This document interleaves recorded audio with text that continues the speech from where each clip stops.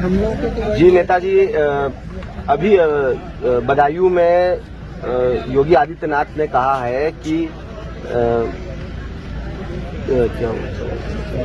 Canal गए थे ना वो। नेताजी, अभी बदायूं में सीएम योगी आदित्यनाथ जी ने मंच से कहा है कि हमारी सरकार में जो आतंकी हैं, जो आतताई हैं, वो अपने लोग चले गए, जबकि सपा की सरकार ने, जिससे आपने गठबंधन किया है, वो उनको वो रिहा करती रही और जो दंगाई है उनके बंगले पे जाकर मिलते रहे। इनकी सरकार में भी तो वही हाल है।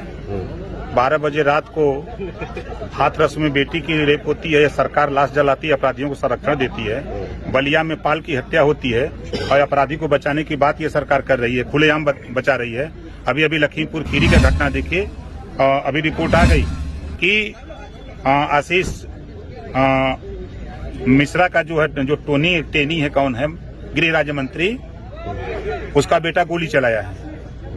5 दिन तक ये योगी जी बचाते रहे और जब सुप्रीम कोर्ट ने डंडा किया तब जाकर के जांच पड़ताल गिरफ्तारी हुई है। अभी कोई आम आदमी होता, 120 का मुजरिम होता तो पुलिस उठा लेती, और ये गृह मंत्री मंच पे खड़ा होकर भाषण दे रहे हैं। और ये भाषण दे रहे हैं, पहले तब उसको गिरफ्तार तो करो। 302 का 120 मुजरिम है और वो घूम रहा है छुट्टा सांड की तरह, आप भाषण दे रहे हो।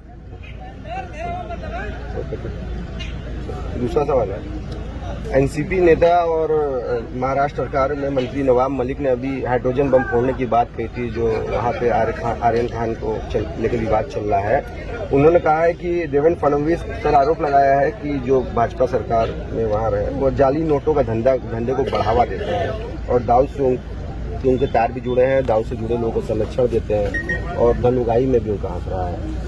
उनको जानकारी होगी तभी बता रहे हैं, उनको जानकारी हुई होगी, उनके पास सबूत होगा तभी होगा। और जाली नोट तो गुजरात में भी छपते हैं, जाली नोट, जाली कारोबार सब गुजराती करते हैं। देश की जनता के सामने कहा कि हम 15-15 लाख देंगे, गरीबों को जो है महंगाई कम करेंगे, हम 2 करोड़ लोगों को रोजगार देंगे।